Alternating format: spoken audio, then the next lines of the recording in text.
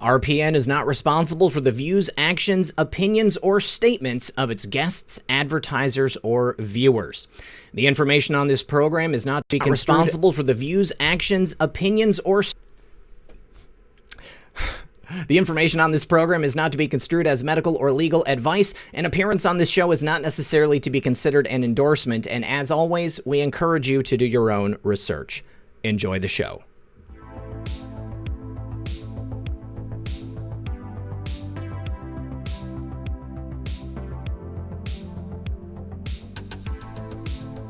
Good afternoon, Patriots, and welcome to another edition of Occam's Razor.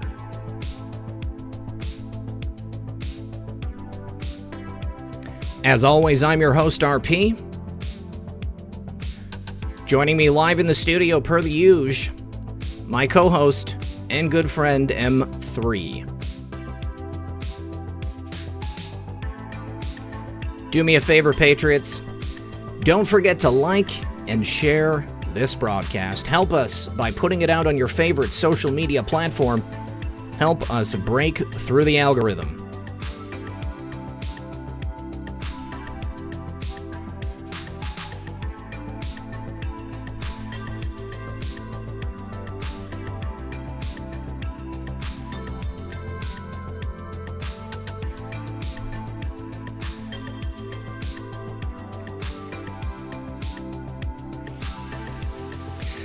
We've got so many stories to talk about today.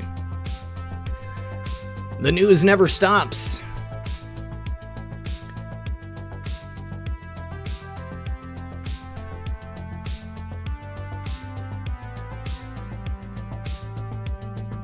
Please, guys, sit back, relax, grab your popcorn, and we'll be right back after a brief word from our sponsor.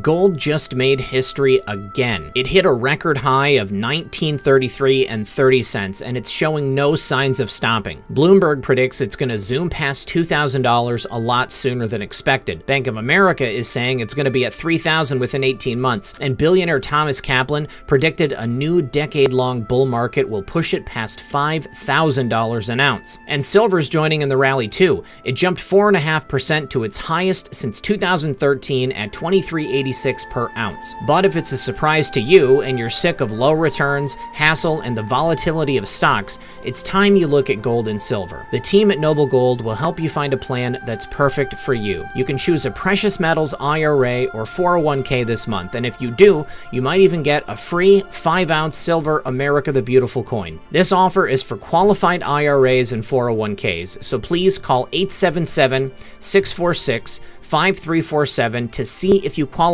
for this amazing offer. And don't forget to tell them Red Pill 78 sent you. Stop wasting time, stop losing opportunities for gains, and protect your future. Go to the link in the pinned comment or description below to visit noblegoldinvestments.com. Once again, that's noblegoldinvestments.com. You can get there from the link or the pinned comment. Tell them Red Pill 78 sent you. And remember, when you support my sponsors, you support this channel. All right. Thank you so much, everybody, for being here today. And I also want to say thank you so much to Noble Gold for being a dedicated sponsor of this program. My number one sponsor every month. It means so much to me there. I appreciate you, Colin, and everybody in Noble Gold. You guys, welcome once again to the program. Methods, how are you today? Man, I'm doing great. Just ready to do another show, and I'm just still riding that high off of getting my show to work yesterday. Dude, you did great. Good job. I appreciate it. And shout out to everybody, all the mods that helped us out. Had a lot of fun doing it, and then we'll be back at it trying again next week. Oh, huzzah. And thank you to all of the mods here in our chat as well. I appreciate you guys keeping it comfy. And thank you to all of the viewers, everybody who's in that chat participating and hanging out here well before the time that the show starts. I always say this, you guys, but I just want you to know how much you mean to me. I would not be able to do this. I wouldn't have this channel if it wasn't for you guys. And this is truly a collaborative effort. You know, we often say that we're part of a movement here.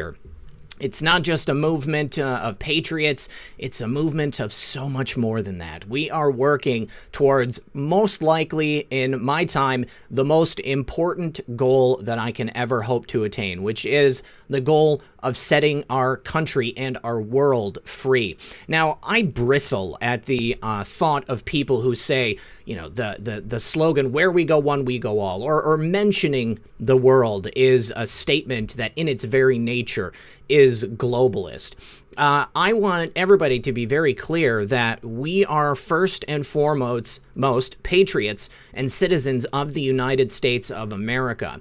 But the type of person that I am, and I believe the type of people that you guys are too, we have love and care for our fellow man. I mean, in order for the United States to thrive, that doesn't mean that another country or the rest of the world has to suffer, has to stagnate. You know, progress and economic stability is good for us, and it is good for the rest of the citizens of this great planet. So I want people in every country to be successful and to thrive. I want everyone to share the same national pride that each of us do.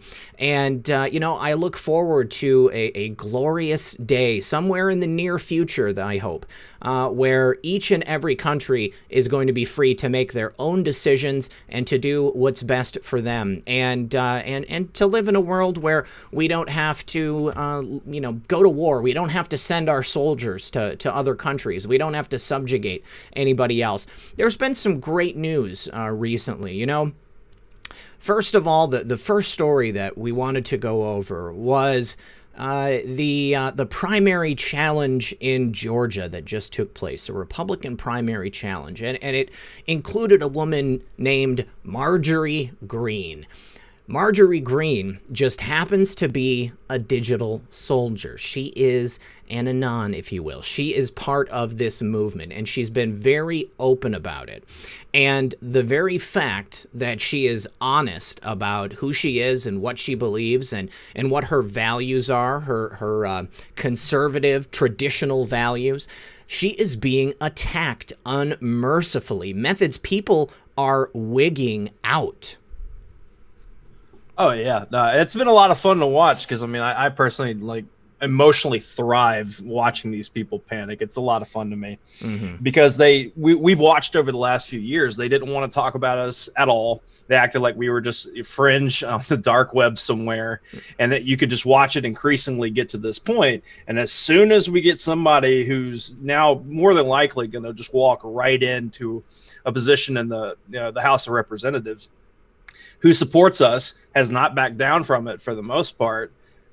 Watching them be triggered, especially on Twitter, is probably outside of my show working yesterday, my favorite thing of the week to do.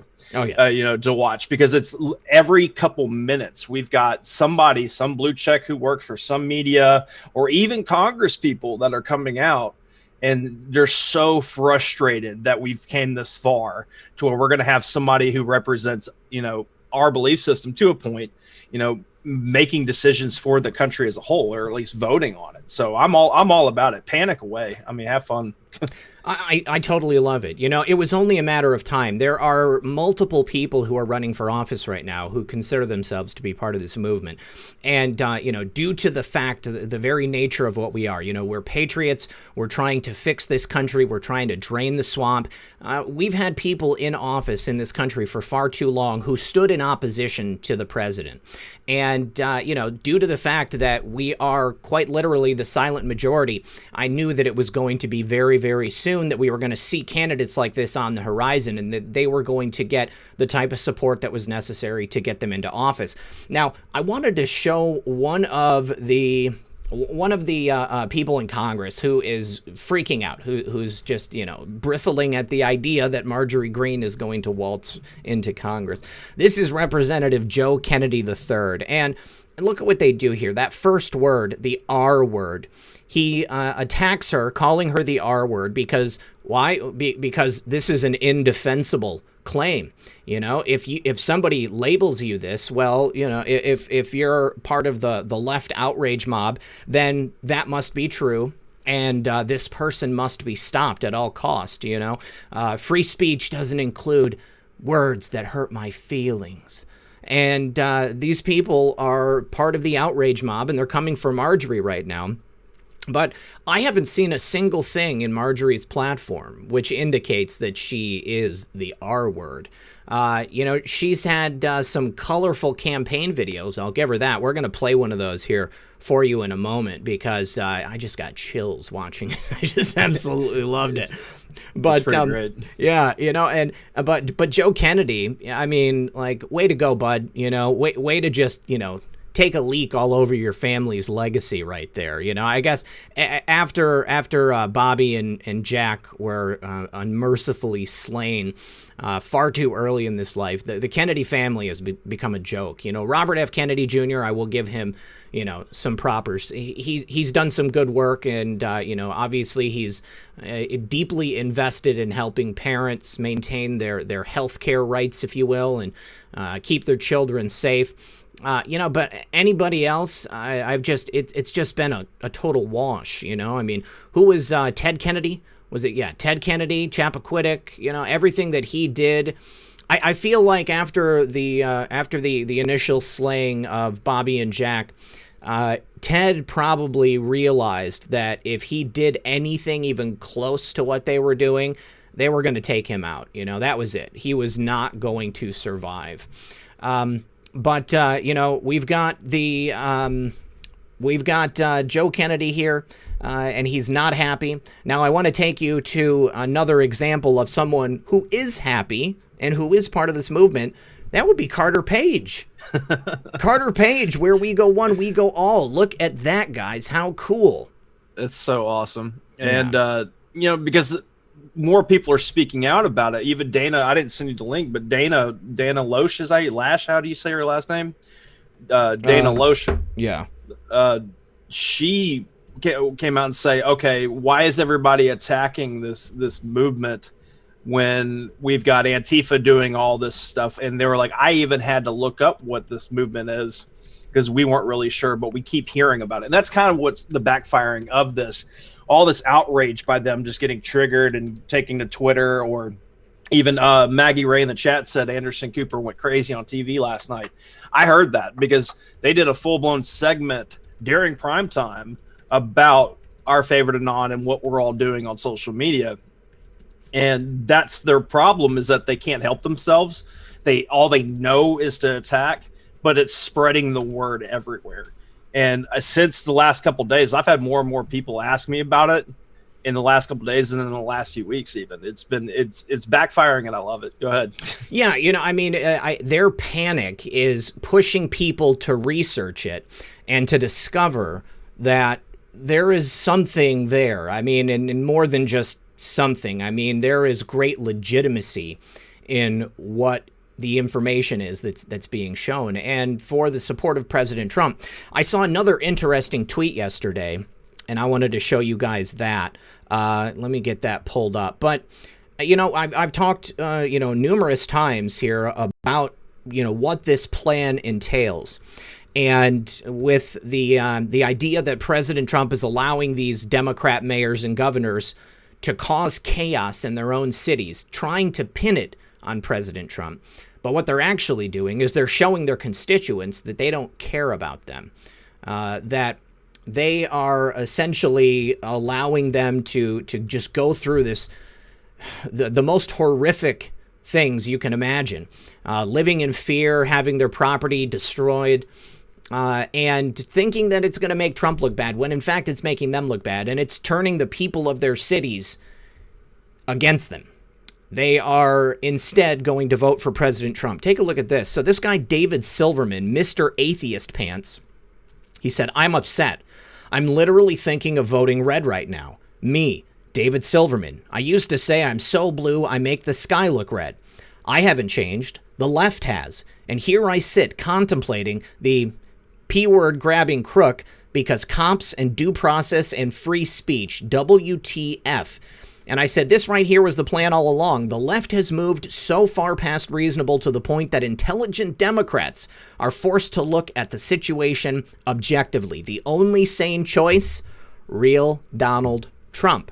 And that's what's happening right there. That's my opinion. It's crazy to watch this happen, even though we wanted this over the last few years, especially for the left to see what's going on and realize that their party isn't what they sell themselves to their following to be. And we talk about the walkaway movement, that of getting away, walk away from the Democrats. It's fascinating to watch them say that their own party walked away from them, and they're being forced into this corner to make the decision to vote for Trump because they realize how toxic it would be to vote how they normally would. Mm-hmm. And to put that out on Twitter, I mean, I don't know that account at all that you just read. Me either. No. But it verified or not, I guess it's really easy to do that if you're on the left. Mm-hmm. To put that out on Twitter, and then the response that he was getting, I don't know if you've looked through all the responses of that. Yeah. They were having like really good debates. These people are not, they might have different philosophies on life that we don't approve of or whatever, but they were having really good discussions about their own party and agreeing with each other on how sad it is, what they're doing, because they've gone so far left that anybody that was a moderate Democrat or on the fence about it, just voted for Democrats because they believed in the party was going to try to accomplish what they've been saying they would do for decades. To watch this happen in public, it, to me, helps justify what we've been doing the last few years, because we need people to see these things for themselves. We try to show them. We put out the clips. You do your news reports. Everybody works hard sharing information on social media, but to watch the epiphany happen inside of them when they're looking at their own party, the damage that they're creating on themselves, to me makes this, call it the plan, call it the Great Awakening. It makes it look like even more beautiful to experience. Let's see. The end result is going to be many people voting for President Trump because they're going to realize that the last thing they want is no police in their city. That defunding and disbanding the police is the absolute last thing that is going to be good for them. Okay? Their property is going to get destroyed. Their cars are going to get burned out. Their children are going to be victims of this violence. And the only thing that they can do to stop it is to vote for President Trump. This is truly a watershed moment in history. And this is why I titled the show The Year America Woke Up, because it's what's actually happening. Now, I wanted to show you just a little bit more information about Marjorie Taylor Greene. Let me show you this video that she made. It's a campaign video because it is brilliant. President Trump declared Antifa a domestic terrorist organization. I have a message for Antifa terrorists. Stay the hell out of Northwest Georgia. You won't burn our churches, loot our businesses, or destroy our homes. I'm Marjorie Greene, and I approve this message. And she is not, she's not taking any guff from anybody. She's not backing down in the face of all this criticism. She is a staunch defender of the president and a patriot, a real digital soldier. I'm so excited to see what she's going to do. And when she waltzes into the House of Congress, and these people are just going to be quaking in their boots. I mean, how are they going to possibly work with her? Hopefully, by the time she gets into office, we're going to have a number of people who are no longer sitting senators or congressmen, and they're going to be completely out of Washington, D.C. on their way to Gitmo. As it's happening, I'm going to really enjoy seeing what's going on in the next couple of months. Now, this is a story that came up in the last 2 weeks or so.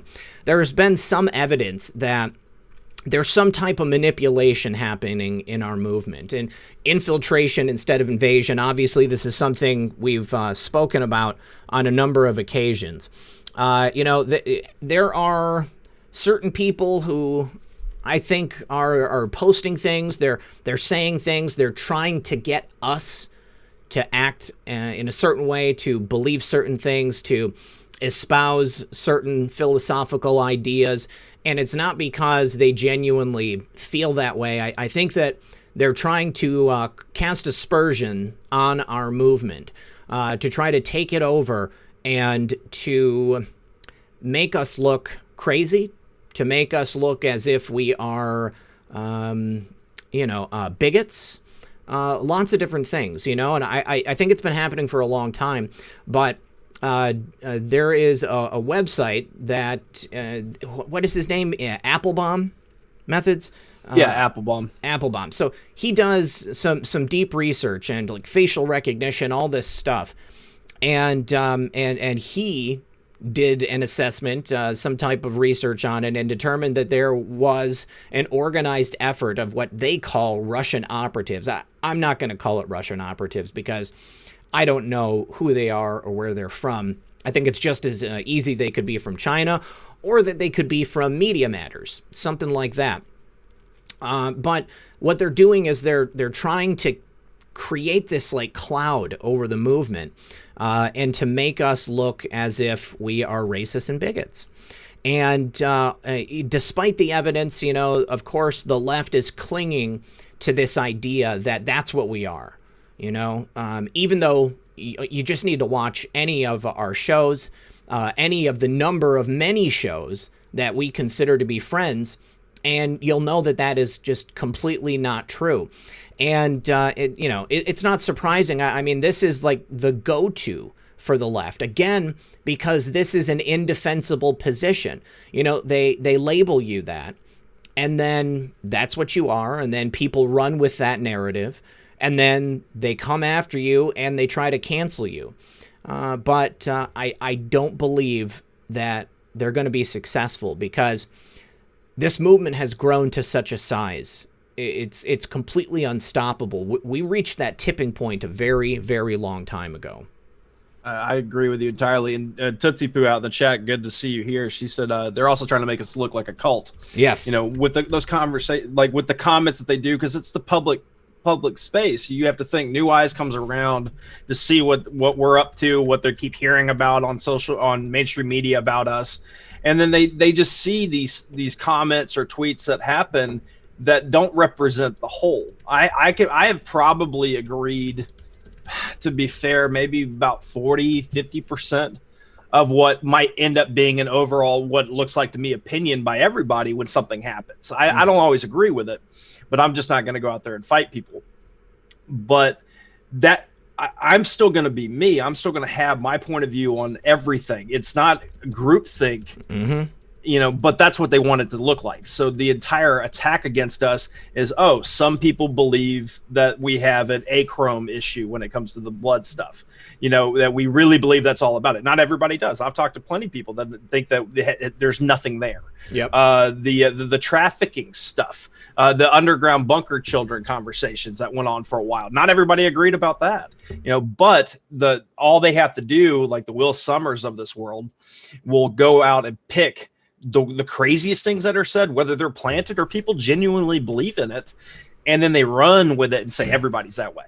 And that's what they have to do. They have to put something in a box. But what I love about this entire, tribe that we have, to steal a word from my buddy Scott, Woke Society, shout out if you're listening, is that we're not going to, we have such diverse thoughts going around all the time that there's no way that you can put a box on it. And it's ridiculous to think, if you just take the time, like what you said, if you watch the shows, that's why I like doing these more than tweets, because I can expand my, on things and talk about, give more thought than just characters, and then people read it and put it in their own heads what they think I meant. So to me, being worried about it, about how they're labeling and all that, that's just the only attacks they really have at this point, outside of trying to pull something under the guise of being quote unquote one of us. And it's ridiculous to think that any single group is uniform in thought. I mean, unless you're Joe Biden and you're talking about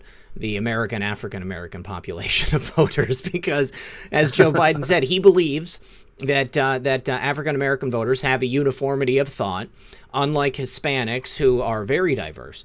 But we don't believe that. We know that in any group of people, you're going to have a far wide-ranging, cross-sections of ideas and beliefs. There are core beliefs, such as the idea that there is a swamp here in America and across the globe. It needs to be drained, and we need to support the mission of President Donald Trump to complete that draining. But beyond that, you've got a whole bunch of different things, I mean, they want to try to label us and pigeonhole us as, one type of person, but it couldn't be farther from the truth. What's really ironic is that uniformity of thought, more often than not, it applies to, people on the left. But even on the left, you have a wide diversity of thoughts and opinions. Not everybody on the left is going to be out there, all in black, hurling Molotov cocktails. You've got some people on the left, like this guy that I retweeted, who, is actually thinking about voting for President Trump because he cares about things like free speech and public safety. But not everybody on the left is, a crazy socialist, Bernie Sanders, Marxist. There are so many different types of people. And I love watching the left completely melt down because they realize they can't control the narrative anymore. They're unable to shape it. And it doesn't matter how many people they have out there. It doesn't matter how many Will Summers, how many Alex Kaplans on Twitter. Doesn't matter how many Mika and Joes there are. They might think it's their job to tell us what to think, but it's not. It's our job to decide what information is, accurate, and we do it based on our own research. And I'm so proud of each and every one of you guys. All of these people who are here on a daily basis, all of these people sharing good information on Twitter and on YouTube and Facebook, whatever it might be, Parler, all of us supporting the president and showing our love for our country, our love for our families, our love for our friends. These people on the other side, if they can't see why that's important, then they're empty inside. And there's something seriously wrong, and they need to do some self-reflection. Well, speaking of being proud, I'm going to speak on behalf of the audience. I'm sure they won't mind. And Riches and Harmony just reminded me in the chat, congratulations on 250,000 subscribers. Oh, yeah. Thanks, dude. Right. I mean, you came a long way, man. I think when we met, you were at 50 or 80,000, something like that. And you've just taken off, man. I just want to say, on behalf of everybody, man, we're proud to watch this happen. And also shout out to everybody out there that's been sharing this, been dedicated in the chat, hanging out with us. There wouldn't be that kind of number if you guys weren't involved. So, I mean, this channel is just as much y'all as it is Red Pill or myself. But yeah, man, shout out to you on that. That's great. Thanks, dude. I really appreciate it. Topher Magellan wants to know what's the 17th letter. I mean, A, B, C, D, E, F, G, H, I, J, K, L, M, N, O, P, Q. That was 17. R, S, T, U, V. If you follow the logical progression, you'll get there. Somebody timestamped that for me so I can use that reply when people ask me that on Twitter, because that would be a fun clip to play to them. A real Red Pill girlfriend said that I didn't notice her tweet. Honey, I'm sorry. I'm working like at the same time that we're on the air. I'm also working with the people at U-Haul, trying to fix something that I did wrong. I'm an idiot, guys. I'll be the first to admit it. I was trying to reserve a U-Haul truck, and I accidentally, with my fat thumbs, misspelled my email. So when it got to the end and they were going to send me the verification so that I could finish my order, it's sent to an email that doesn't exist. And then when they show you the email that you signed up with, they star out everything in the center, so you don't even know what it was that you spelled wrong. And I've been working with U-Haul at the same time that we're on the air here, trying to get it fixed, because it's a time sensitive issue. But honey, I love you. Yeah, I mean, he was even late into our pre-show dealing with this stuff, so yeah. It is what it is. But as far as what we've been talking about today, we do need to stay united, over the next few months, especially. There's a lot of things I'd love to comment on or, get involved in or, whatever, but it's not important as much as making sure that we're supporting this president across the finish line. And so I do suggest to people, certain things, if it doesn't feel that important, feel free to, put it aside and work on, what's more important at this time. But then again, do whatever the hell you want. I mean, we need to be able to have the freedom to do stuff and say what we want to say. And if the left is going to attack us anyways, the mainstream media, the Democrats, now obviously people in Congress are going to attack us. And, we don't need to change because of what they're saying. And just be proud.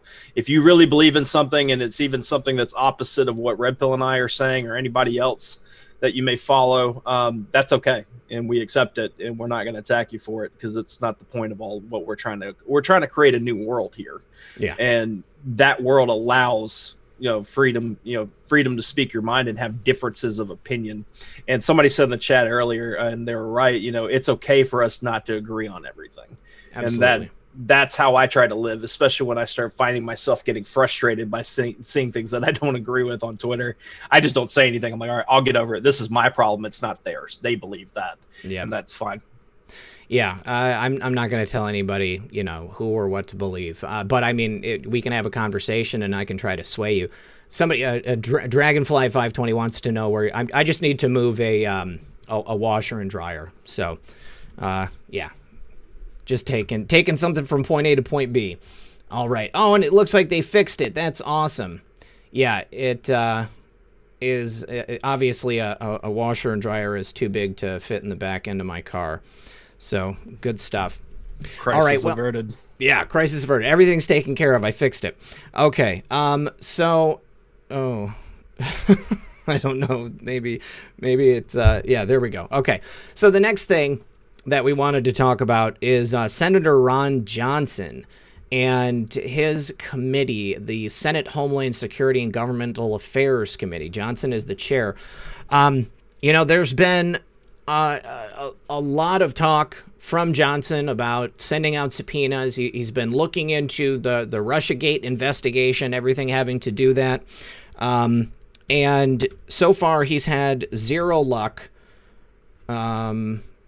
He's had zero luck getting people to come in, or what he's been trying to do, I guess, is get all the documents before he asks people questions, because he was doing an interview, and I believe it was with, I can't remember her name on Fox, but they said, why don't you just subpoena people? And he was like, what has that done in the past? You got a Rod Rosenstein or you got a James Comey that comes in, they're just going to lie.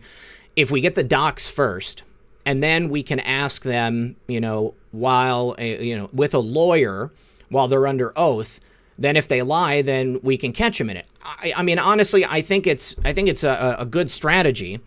It makes sense. Obviously, these people are going to lie. Obviously, they've had no compunction about doing it in the past. It needs to be done in a way that they can't weasel out of it. And I think that any of the people that they're going to be trying to get information out of them, these are people who we know have lied in the past. So I can appreciate what Ron Johnson's doing, but a lot of people out there are pretty upset that it hasn't happened yet. They're saying we're running out of time. You've got people like Mitt Romney who are standing in the way, and perhaps other Republicans on the committee. They're standing in the way of Johnson from actually subpoenaing people now that they've got this information. I did a story the other day. John Solomon, from one of his many FOIA requests, he got documentation out of the State Department, which the Senate Homeland Security and Governmental Affairs Committee was unable to get from the State Department. So that's going to be helping Ron Johnson in his investigation. And, it looks like now finally they are going to be putting out subpoenas. They are going to be asking these people to come in. But because of the fact that they finally got documents that they can refer to, it's going to be far more difficult for these people to tell anything but the truth. And I do think that's a good thing. Right. And Bill Barr touched on this on Sunday when he did his interview about even gathering the evidence for the Durham investigation or any of the other ones that he's looking over, because they can stonewall. They know that they could plead the fifth on certain things, asking for documents. They could just not hand them over, kick the can down the road. Because when they say, all right, I need these documents, you give a date, that's an appropriate amount of time for them to be able to get those documents together. And then they don't, and then that kicks the can, and then they have to do the subpoena stuff, and then they're going to run that clock all the way to the end on that as well. So these things do take time. I'm not trying to make excuses. I agree with the majority of the people. This is taking way too long, but at the end of the day, this is how it's supposed to be done. And I know that we're used to seeing things happen, rather quickly in the past when they would charge people with evidence, all these things, but we're under a new norm, and Barr wants to return us back to how the justice system is supposed to run. So I'm not surprised that we have other people like Ron Johnson trying to go about things the right way first. It kind of proves to you, because now we've got that headline out there for the public on why won't they hand these documents over if they didn't do anything wrong. You can ask the right questions. And then when you're talking to somebody who's debating with it, I always try to, if I'm in a quote unquote debate, I ask questions more than I give bold statements, because you want to make them think and come to a conclusion. But you can ask the question in a certain way, like, well, why won't they just hand over the documents if they don't have anything to hide? What do you think? And then that person's like, well, whoa, wait a second. How do I answer this when my whole point was they didn't do anything wrong and they're being attacked? That's a different way, but you put the ball in their court. So to me, if it's got to happen this way, which is obviously is okay, would I like to wake up and have everybody just kind of locked up and we have a live stream of hours of perp walks? Of course. But, if this is how it needs to be to where it never happens again, then by all means. Yeah. I'm hoping that it's all going to be taken care of in short order. Ron Johnson has said numerous times that they wanted to exhaust all other means of information gathering prior to bringing these people in for questioning. Obviously, Comey, Brennan, all of the usual suspects, they want to question them. And at this point, with all of the information that's been made public, James Comey is going to be in a very difficult position once he does get in front of the committee and they're able to get those questions answered. It remains to be seen whether or not Mitt Romney is the only person who's standing in the way of this happening. It remains to be seen if Mitt Romney is going to relent now that they have all of this information. I think Romney is probably never going to be comfortable with these people coming in for questioning, because I clearly think Mitt Romney is guilty himself. He's got a lot to hide. He has directly benefited from the operation to keep President Trump, basically pigeonholed in a certain place. If President Trump has his way, if the Patriots have their way, then people like Mitt Romney are going to be falling. And they're no longer going to be able to fleece the American public and rob from the coffers of America's piggy bank. So... and I want to remind people, if they didn't catch us talking about it yesterday, is that if one Republican on that committee votes with the Democrats, like on the same opinion, then it stonewalls, because it makes it a 7-7 vote.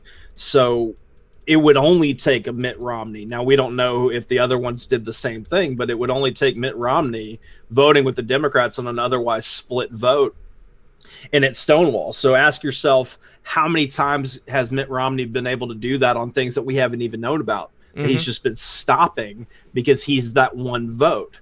And that's why, to me, anybody out there that, have the opportunity to vote for him when he comes up, vote him out of office. Don't get him out, because he has probably been the worst. I mean, remember the impeachment stuff? I mean, he was causing right. Yeah. He wanted Trump removed from office, and that should let you know all you need to know. Yeah. But there's a lot more to it. I mean, he's tied to Les Wexner. That flows into the Epstein thing. I mean, there's a lot of reasons that we could see as far as writing on the wall on why he is acting this way. Yeah. Now, I see Susie Wayne in the chat says, I'm obsessed with John Paul Rice. He's great. Wouldn't you know it, Susie? I believe you're a newer viewer to the program, but John Paul Rice is a good friend of mine. He's actually going to be on this Sunday, Comfy Sunday, with Methods and I. So if you love John Paul Rice, if you love his message, and I don't know why you wouldn't, because he's all about saving children and bringing awareness to the scourge of human trafficking, then make sure you join us on Sunday from 7 to 9 p.m. because John Paul Rice is going to be here with us discussing those issues and also the censorship surrounding his landmark film, A Child's Voice. So, and actually, I would like to know here, how many people have seen A Child's Voice? Give me a 1 if you've seen Child's Voice. Give me a 2 if you've never seen it or you don't know what I'm talking about. John Paul Rice has been on the show a number of times. I've done some shows with him and Sam Tripoli, and John and I talk on the phone quite often. So yes, I want to know. Give me a 1 if you've seen John Paul Rice's film. Give me a 2 if you haven't seen it. And let's see. Couple of people have, couple of people haven't. More than not, it looks like people have not seen A Child's Voice. So just to give you a little background on what's happening here, A Child's Voice was previously available on Amazon. So if you didn't have Amazon Prime, then, well, actually, I don't know how it works. I mean, I believe if you had Amazon Prime, you could just watch it for free. But you could also buy it if you didn't have Prime. So his film was without warning and without reason stripped from their catalog, and actually it actually was hidden. All right, so you could only get to it if you had the direct link already saved. So it's there, but it's not there. Like, you can't find it by searching for it. You can't find it by looking through the category of films under which it should be. You have to know exactly how to get there. And, this is clearly an attempt to try to, silence this film and the fact that he's drawing attention to human trafficking. So John Paul Rice is a great guy. He, was a filmmaker. He made a couple of big films, and then he decided to, I guess, pretty much leave Hollywood. He's not in Hollywood right now, but his time in Hollywood educated him on what was going on, and he's a really great guy. I don't know, Suzanne, Q, Espen, if you can watch it anywhere for free. I want to say you might be able to still watch it on Vimeo. Let me actually check, you guys. I'll check and see if you can find A Child's Voice on Vimeo. Right, and just from the response that I've seen to his recent viral clip, and I don't have it handy. I'm sorry, guys. Oh, it's 38 minutes. Are you talking about a new one? No. Somebody took a segment out of it. Yeah, and it took off on Twitter. I'm really excited that we had just put him on the books recently before that, because he's got a lot to say. He's always been nice to me any times I've talked to him. Yes. And I really enjoyed when you've had him on before, and it's been a while. So yeah, I'm really excited to have that conversation. We did the last few weeks about Facebook censorship and all that stuff, and I like being able to change it up. And this is a conversation. This is a topic that we always need to have at least, every few weeks. Yeah. So I just put the link in there. If you guys want to check that out, you can grab that link. You can watch it on Vimeo. If you don't have time to grab the link, just search A Child's Voice Vimeo in your browser, and you'll get there. And definitely, I believe that John deserves our support. I mean, there's not a lot of honest people out there trying to create quality entertainment, and film and art with a soul. John is a great guy, so I highly recommend watching that film if you haven't yet. All right, so moving on to our next thing. So this is strange, guys. We're in the midst of a pandemic, right?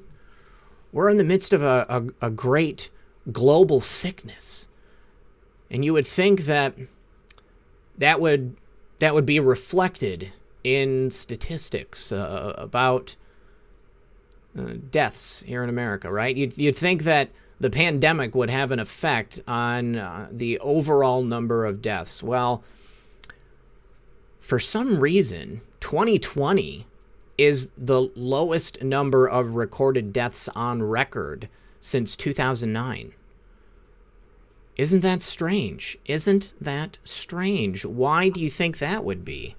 I thought that we were in the middle of a global pandemic. Yeah. And we were all, I thought the end was near. I mean, we had 12 years because that's what AOC told us. But now, how is this even possible, Red Pill? I don't know. I mean, the only way that I can think it makes sense is if we're suddenly having babies at a greater rate than people are dying. But I mean, we know that's not true. The only other thing is that maybe many people aren't dying because there's nothing really happening. Right. And I mean, but I was having this conversation with somebody the other day. I mean, how many corona babies are going to happen now just from the quarantine or the quarantine stuff? Yeah, and how do you explain that to the child later? Because they'll be like, why was I born, daddy or whatever, and you're like, well, we had a quarantine, things happen. But yeah, I'm not back to what you're talking about.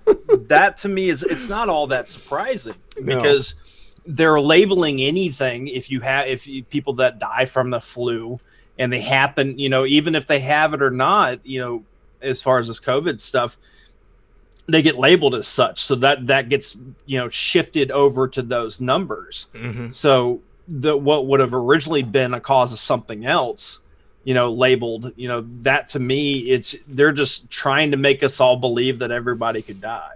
Well, yeah, I mean, it's the fear factor, I mean, it's the forced lockdown. We have less people out doing things, fewer opportunities for car accidents, fewer opportunities for plane crashes, fewer opportunities for people to, share communicable diseases that they could, get sick and pass away from.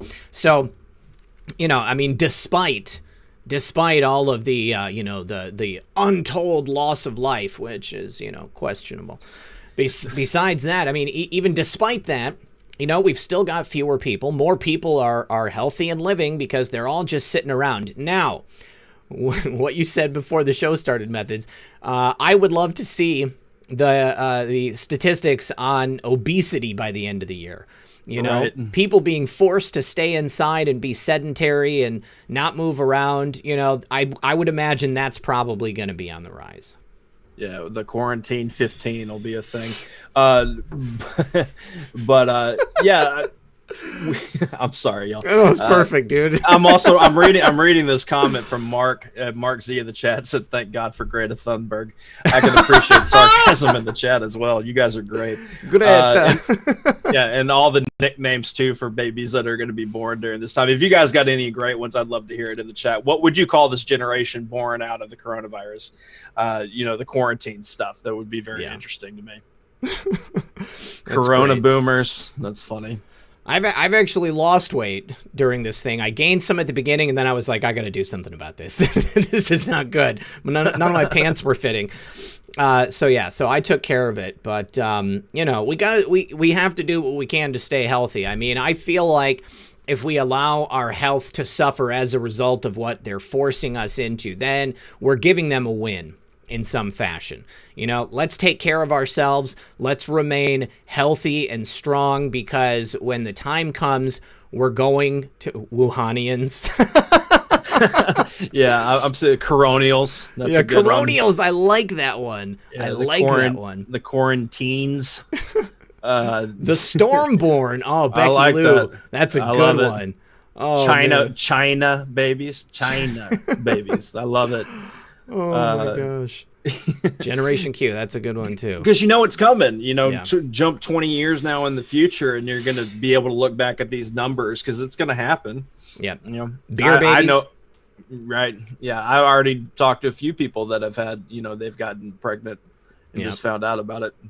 Yeah. And congratulations to anybody who has, set on the road to becoming a parent during this troubled time we find ourselves in.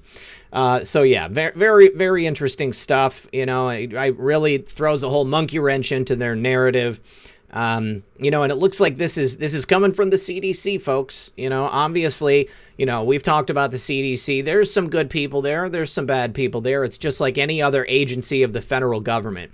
You know, you're going to have all kinds of people who are either looking to support Children of the Cove, looking to support No Cuomo babies. I like that one too. Yeah, if it becomes that or Kung Flu Kids was out there by Aloe Vera, if that becomes the thing, I'll die happy, because that's what we use the most on all this stuff. Just real quick, man, we got 3,900 people here hanging out with us, 1.6 thousand likes. If you guys don't mind turning that thumb blue, that would be great. Really appreciate it. Thumbs up. Good luck. If we can, what's something crazy that I can do if we can get to 4,000 likes? I don't know. I always see other YouTube channels. Maybe they're, you know, more younger YouTube channels. They're saying, you know, I'll do this if I get to 1 million likes, and I'll see them do it, and I'm like, what in the heck? But I mean, it's always something they do in another video. All right. So Tom Fitton put out this tweet, and this is something I've heard grumbling around ever since Kamala Harris was chosen. I believe Methods, the first time I heard it was on Discord. On the eponymous server. Kamala Harris's father is Jamaican. Her mother is Indian, East Indian. She was born here in America, but there is a stipulation in both the Jamaican Constitution and I believe the Indian Constitution, which states that if a child is born to a person of one of those nationalities, they must either choose one or the other.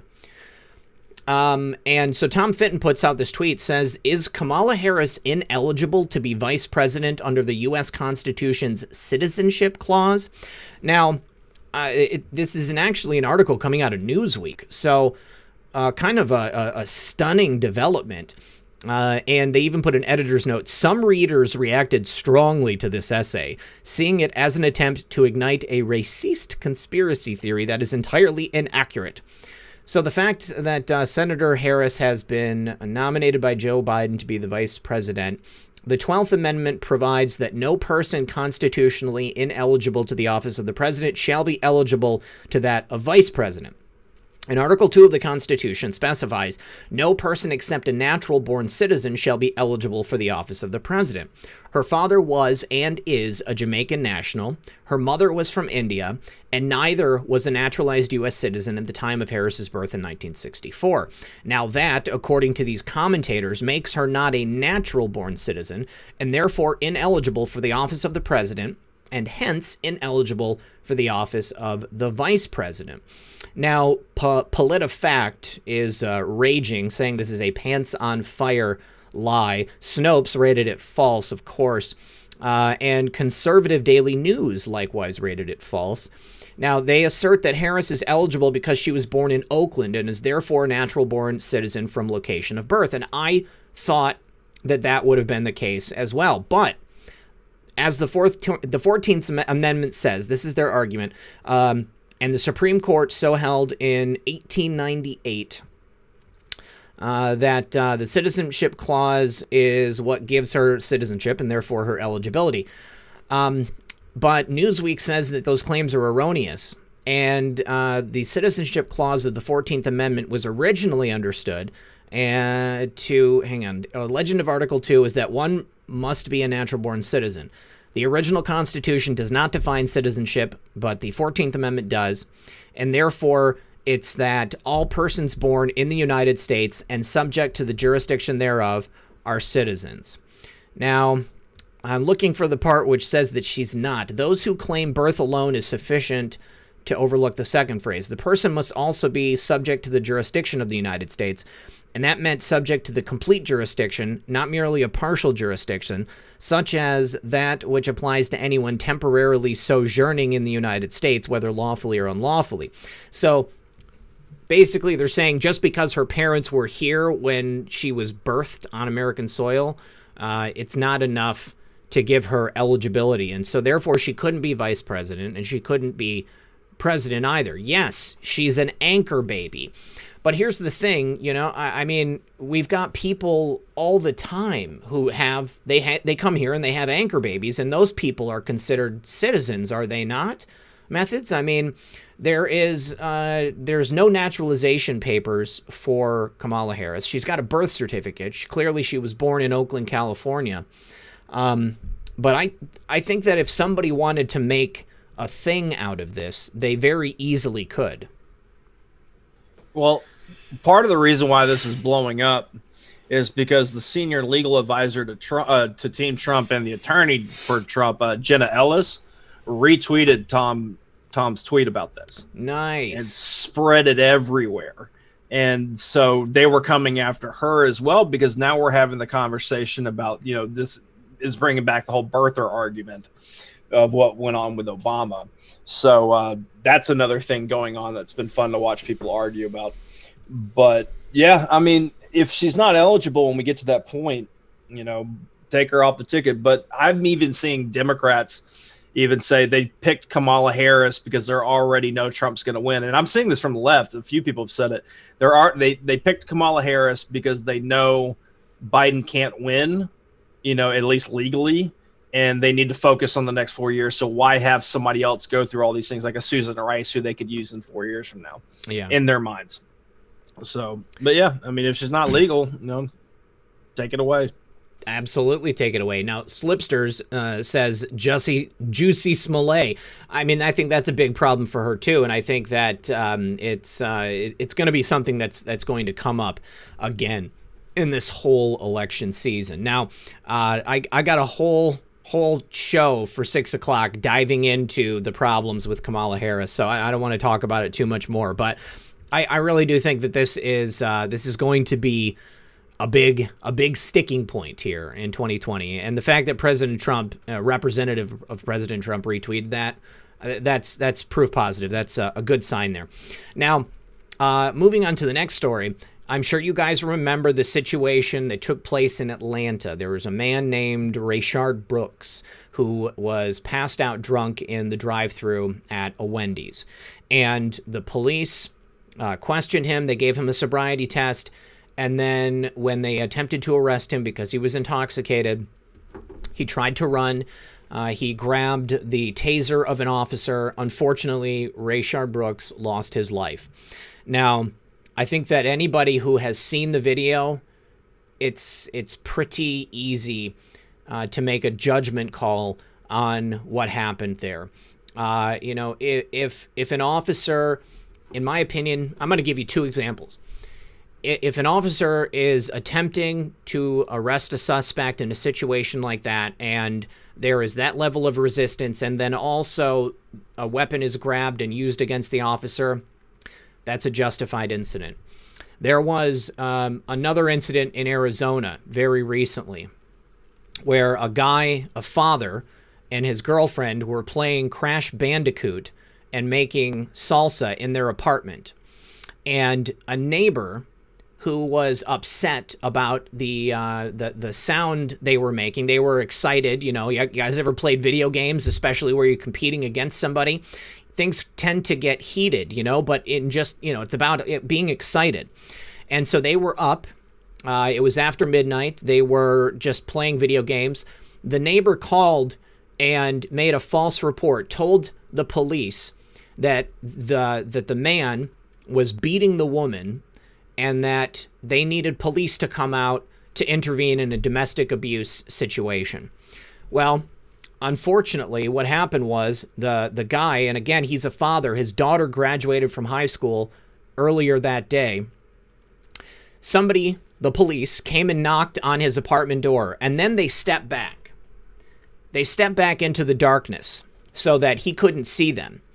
And they have had issues there at this apartment because there's public access to the apartment. And people have come up and knocked on the door at all hours of the night. And this man was a Second Amendment proponent. He had his handgun. He answered the door. He stepped outside. And the police, they said police when they knocked, and then they didn't identify themselves again. He looked out the peephole. He couldn't see them. He opened the door. He stepped out. As soon as he realized that they were police, he put one hand up and he knelt down to put his piece on the ground. One of the officers shot him in the back and killed him. Okay? This is clearly not a justified incident. This guy was not a threat. He was in the process of immediately putting his weapon down. He was fully justified in thinking that he needed to potentially protect his home. They killed him in his doorstep. And then his girlfriend comes out and she starts screaming, you know, why did you do this? And they forced her to kneel and watch him die. And it was a tragic, tragic thing. Have you heard about that on the news? I bet you haven't. I bet you haven't heard anything about that. But the situation with Rayshard Brooks, justified. The Atlanta DA charges the police involved with murder. They lose their jobs. It set off a riot, an ongoing riot in Atlanta, Georgia. He had a press conference. He, made this big thing about it, talking about, justice and, not much about reform. Yeah, completely tragic situation. Meanwhile, the DA in Atlanta is using this situation, a justified shooting, as an excuse in an election year to get some press. Okay? Atlanta destroyed. All right? Completely just wrecked by, night after night of rioting. People using that as an excuse. Well, the good news is that his name is Paul Howard. Well, it looks like the people of Atlanta, people of Fulton County, they did not appreciate the actions he took, and he got crushed in his election. This is after 11 charges against the officers. And it's it's a terrible thing, but the good news is that looks like he was defeated by someone named Fannie Willis. She got 73% of the vote. If that's not a scathing indictment of what these people are doing, I don't know what is. The people of Atlanta are not interested in this kind of, hanky-panky anymore. No, I mean, and you covered it all right. And the story is like what you just said. They frustrate, they frustrate the hell out of me, even though we do need to cover it. Not all news needs to be great, and we skip on the other stuff. But they need to fix a lot in Atlanta. And I mean, full disclosure, I used to live there years ago, and to see what's happening there now and to essentially know those streets, it's just, you could see it kind of coming over time, but they need to fix this. They don't need to, like, when it comes to police stuff and keeping law and order, politics should be out of it. It should have nothing to do with it at all.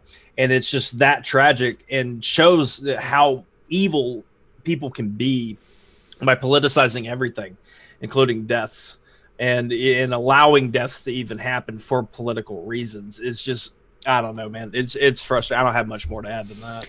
Yeah, there's another addendum here, another story you may or may not have heard about.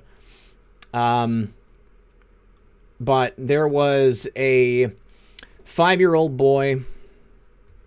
He was at his father's house in North Carolina, and he was playing outside on his bike with his sisters, and a man who was his neighbor ran over into the yard and executed the boy at point-blank range in front of his sisters. And then he took off. Now, I said it's his neighbor. He had also just been there earlier that day having dinner with the family, breaking bread. And then what does he do? This heinous act. Absolutely doesn't make any sense, okay? Unless you have the background of knowing what's going on in the country right now. And knowing the way that they have portrayed two halves of America, pitting one of us against the other.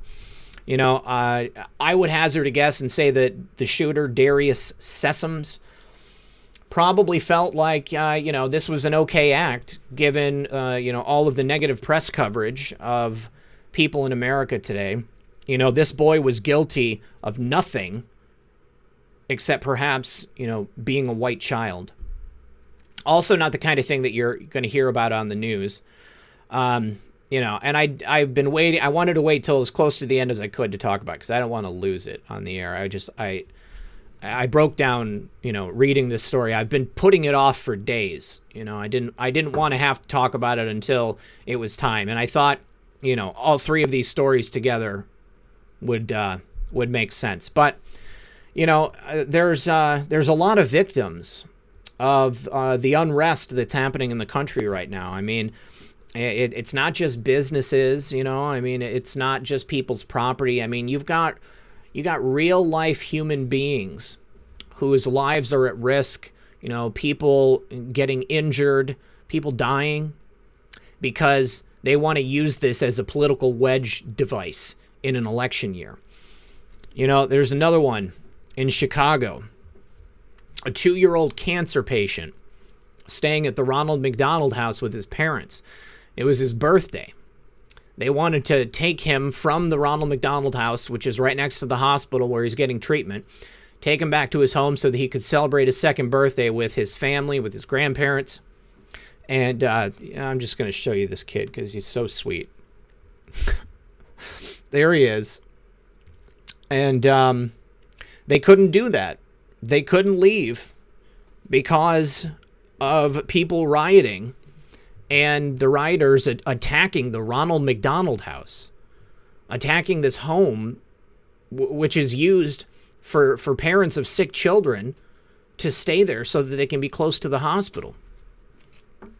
It's just, it really upsets me. And, this is the mainstream media. It's their fault. They're the ones that are doing this. I mean, God forbid Donald Trump should lose in November, because what's CNN or MSNBC going to talk about? I would imagine that they probably have no backup plan. All right. They're hoping that President Trump is going to get reelected so that they can continue the outrage mob mentality that they've been running with for the last several years. But in the meantime, we got people like this 5-year-old boy, people like this 2-year-old boy, people like his parents, okay? And they're victims of this dishonest reporting and this opportunistic storytelling, fictional storytelling on behalf of the mainstream media. So, this is another one of the reasons why it's so important that we are successful, and then why I'm so proud of this movement, because we have to overcome this in this country, and we have to heal as a nation. And showing these people the truth of what has been done, not only to us, but to them, the way they've been manipulated, the way that our country has been torn apart because people want to make an extra buck, because people want a little more power, because people have a problem with our president caring about this country. We have to take them out of power. Okay, I'm saying remove them from office. We have to remove them from office, and we have to clean up the mainstream media. And so that's my mission. It's my mission here. Let me just do a couple of quick thank yous. I need to say thank you to Samuel. Also, thank you to Shrek. Shrek asked, any plans to cover future shows to podcasts? I am actually in the process of converting shows to podcasts, yes. Natural Lady 17 said the earthquake in North Carolina woke her up. Michael Patton says, this is for the cause, thank you. Hey Jude says, oh, new General Flynn Twitter banner. Methods, have you seen that? Yeah, I did. Sorry, I was messaging somebody. And yeah, the topic, man, I don't really have much to add to it. I just want to thank everybody in the chat for understanding. And, my hat tip to you for covering things that the media is too cowardly to cover. But yeah, I did see the new cover, and I've got people asking me if there's any coded messages hidden in it or whatever, and I know people are working on it, and if anything comes out of that, then I'll share it on Twitter, but I haven't seen anything yet. All right. Gaffer Anon says, prayer works. God bless the Patriots today. Thank you so much, Gaffer. Let's see. Angela says, thank you for all you do. Lots of love from Georgia. Back at you. And then Jennifer says, love your shows. Where we go one, we go all. Thank you, all of you. Really appreciate that. And just checking to see if any thank yous on PayPal. Let's see. So Helen, thank you, Helen. Also, thank you to Joe. Let's see. Diana says, Zach, I'm so grateful that you speak the truth in such a succinct and professional manner. Keep it real. God bless you and your staff. Well, I'm staff of one, but I appreciate it, and you can thank Methods directly, too. Appreciate you, Diane. Thank you very much. Also, Joe, I said thank you to Joe. Stefana, thank you, Stefana. Peggy says, God bless you, red pill and all. Here's my support. So you can keep reporting the real news. Where we go one, we go all. Appreciate you, Peggy. Stan, thank you very much as well. And then also, thank you to David. Appreciate all of you guys. Really, really means a lot. Real quick, on that image from Flynn, the Angel Patriot and Chef Matt in the chat are saying that the pic looks like the soccer ball that Putin gave Trump. So that's interesting. I mean, I didn't put that together, so that's definitely interesting. And Shane and Rebecca also said it. Multiple people did. Don't want to leave anybody out.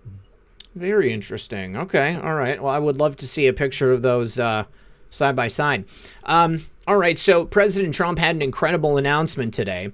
Let's see. Navy vet drop 1883 2-year Delta to General Flynn's banner change. I can go ahead and pull that up. We'll go ahead and take a look because I don't remember off the top of my head. 1883. President Trump announced a historic peace deal today between Israel and the United Arab Emirates. Now, presidents for decades have been trying to broker various peace deals, between Israel and many other Islamic countries. So this is a pretty big deal. This is a major step towards peace in the Middle East. Here's President Trump's tweet. Huge breakthrough today. Historic peace agreement between our two great friends, Israel and the United Arab Emirates. Now, I've seen people trashing President Trump on Twitter, making statements about, him, where his loyalties lie. But, as I said in the opening, peace in other countries is good for peace here in America. And since President Trump is the most effective and successful leader that I've ever seen, and that I would bet all of you have ever seen, I am 100% behind him helping to broker peace deals between any number of countries. I don't care, what their religion is. I don't care what their ethnicity is. If President Trump can help bring peace to planet Earth, I think it's a good thing. I totally agree on that. And also, it didn't take pallets of cash being sent to get peace happening over there. Yep. And I've been watching it, and I think Shim on Twitter was pointing it out, how if the media is covering it at all, they're leaving out Trump's involvement. And they're just talking about the peace happening over there. They just can't help themselves. Mm-hmm. That this president would have to essentially broker it, for that to happen. But this is going to put Iran in a corner, because of this peace agreement happening. I'm not going to act like I'm an authority on Middle Eastern politics, but what I do understand is that this doesn't help Iran at all.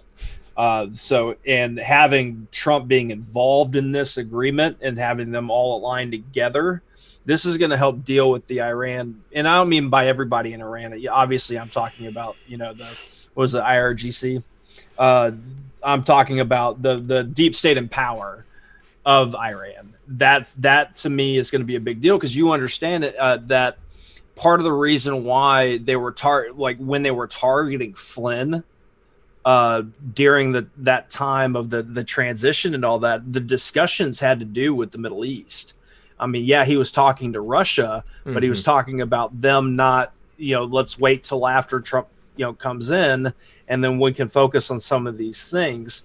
But that whole political issue going on out there when it comes to who's siding with who and all that, this deal today is a lot bigger than people think, and I probably am not even selling it right now. Having that happen is a chess move that's definitely going to benefit us, because that's something that Obama and his team was really worried about. Mm-hmm. I mean, forging peace between nations is a threat to the specter of war.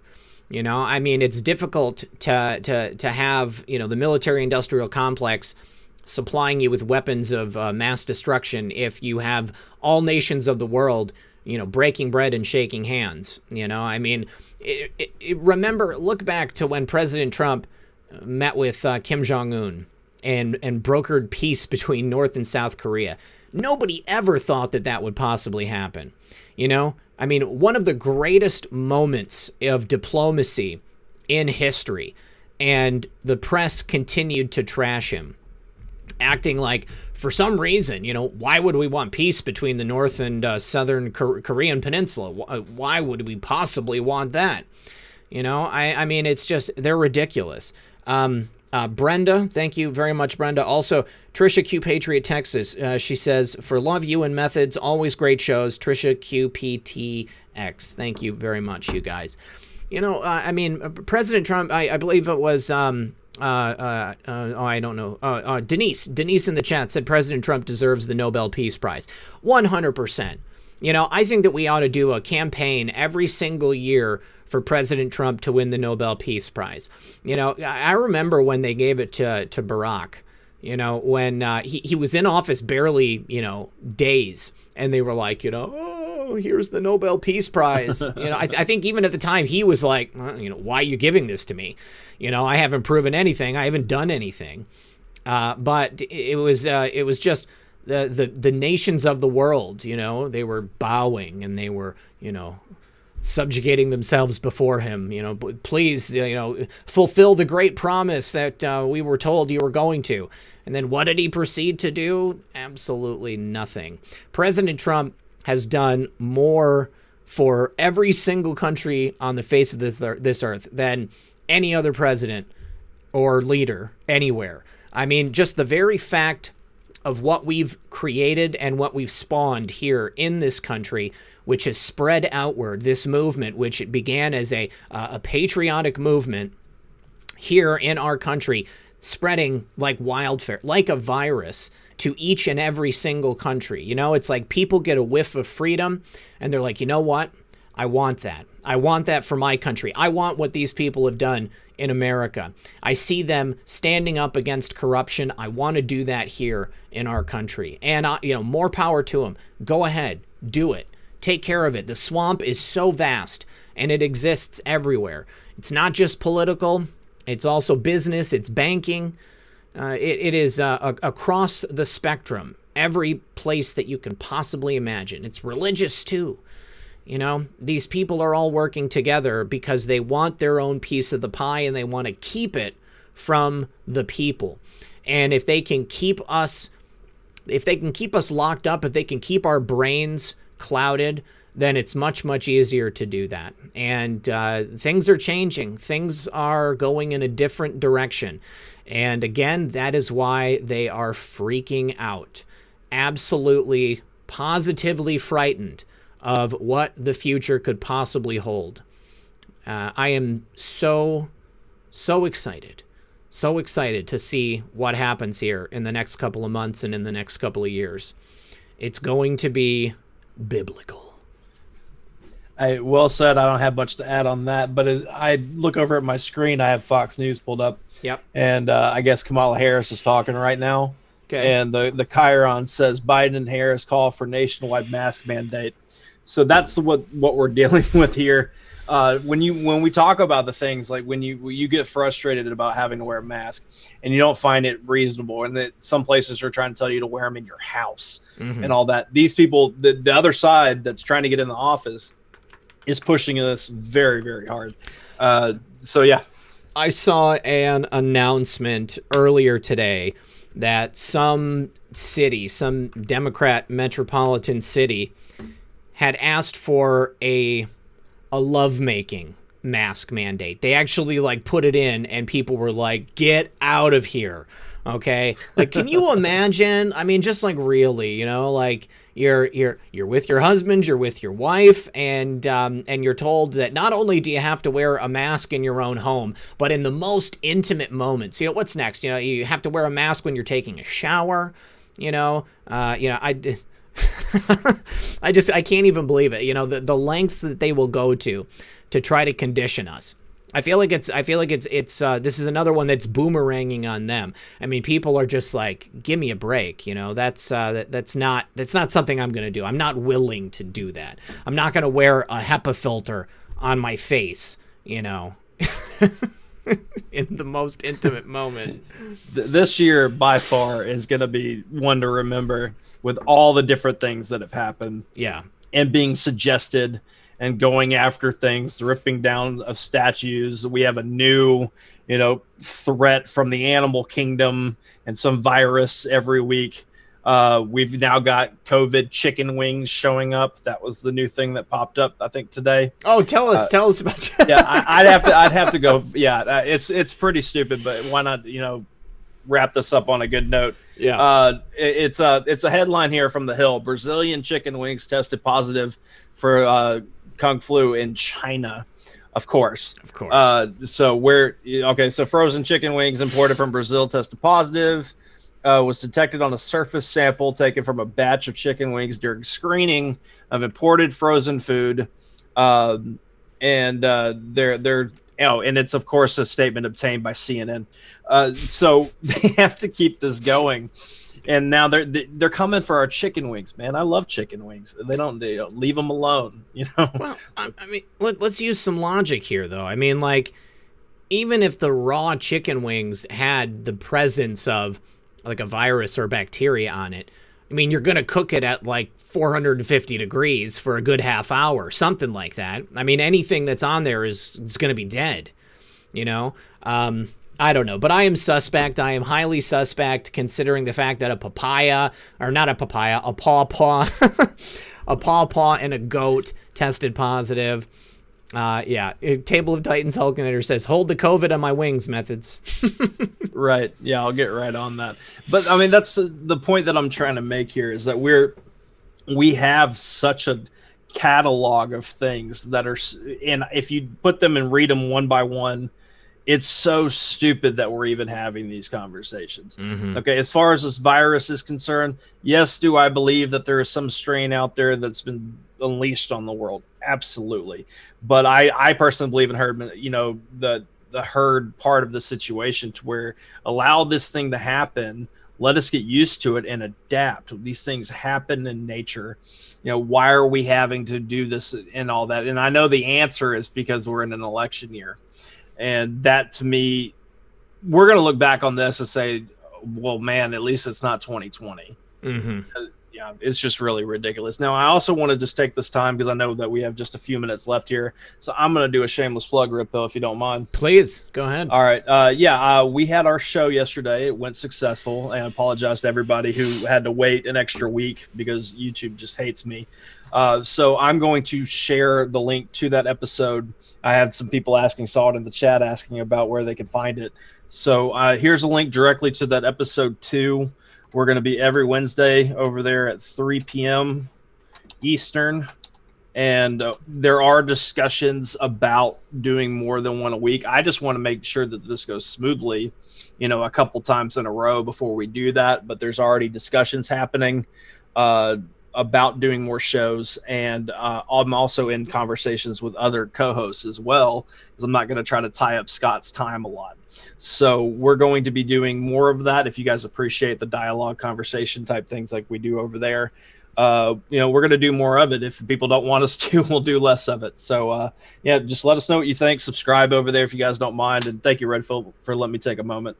No problem. And I just want to say that Yelzas from Kazakhstan just donated. I had no idea we had anybody from Kazakhstan watching. How cool is that? Very interesting. And then this is James. Also, James sent a donation, but PayPal is holding on to it for some reason. And then also something from William from June 28th. That's still being held on to over a month. Now, real quick note on the demonetization of the channel. Still demonetized. Still definitely demonetized. I haven't heard back from YouTube on my appeal.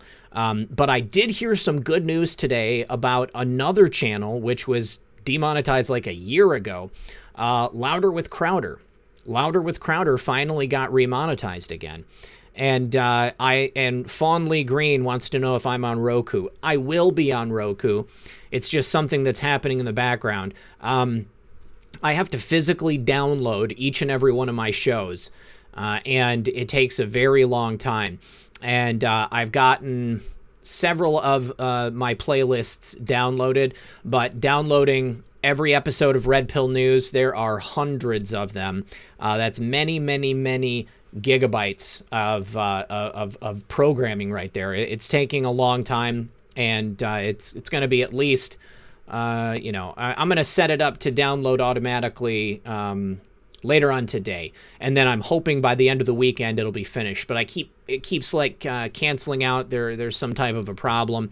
I think that it was maybe an update on my computer I needed to take care of. But the fact that Crowder got remonetized, and he had that very public spat with Carlos, whatever his name is, who ended up leaving Vox, which I thought was funny. He got fired from there, I think. But he had that very public disagreement with him, and he was saying some pretty funny things that Carlos didn't take kindly to, even though the characterizations were initially made by him and Crowder was just repeating them. So I think that with all of that negative press that Steven Crowder got, and the fact that they were still willing to remonetize him, I think that bodes well. I think that bodes well for the channel. So keep me in your prayers, you guys. If they turn it back on, then it means that we're going to have a lot more interaction again on the channel. It also means that they're going to be paying me for my time, which will significantly reduce my stress level, and it will be very, very cool. Very, very cool. Hoping that works out. So, I want to say hi also to all the mods that are here today. I saw White Hat, Slipsters, JoJo, Leslie, Hulkinator, Wheezy, Real Red Pill Girlfriend, Real Red Pill Mom. Let me see. I don't think we saw Red Pill's Warhawk today, but Red Pill's Warhawk, if you're watching this later, brother, miss ya. Methods, as always. Methods, you're always in the chat. I don't know how you do it. But yeah, I think that was it. I think that's everybody who's here. But once again, a special thank you to the mods for always showing up and helping out in the chat, helping it keep it clean, keep it comfy for everybody. Don't forget to tune in at 6 p.m. for another edition of Red Pill News. Let's talk about our shows this weekend. There is one of two shows that might be coming tomorrow on the live stream. I'm actually not going to announce it definitively, because if things go one way, it'll be one guest, and if they go another way, it'll be another set of guests.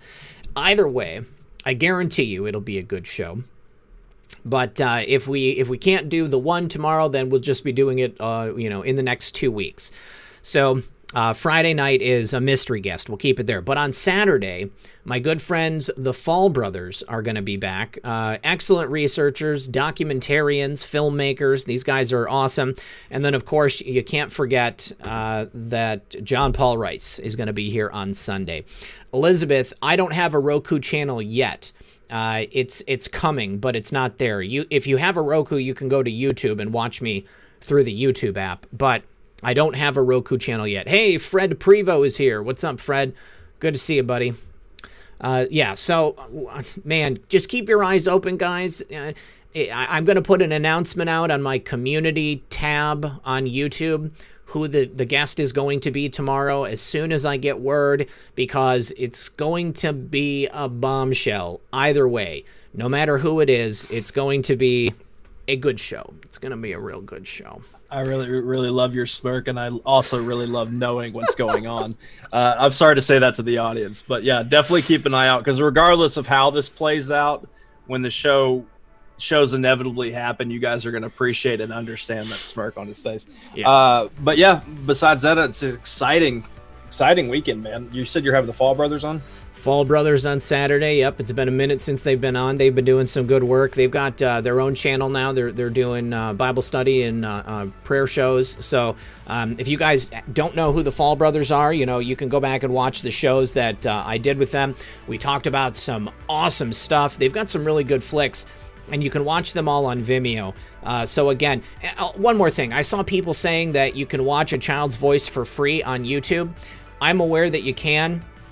But I'm just going to ask everybody, if you have the ability, if you can afford to support John Paul Rice and watch it through Vimeo so that he and his team receive compensation for the work they did on the film, I would ask that you do.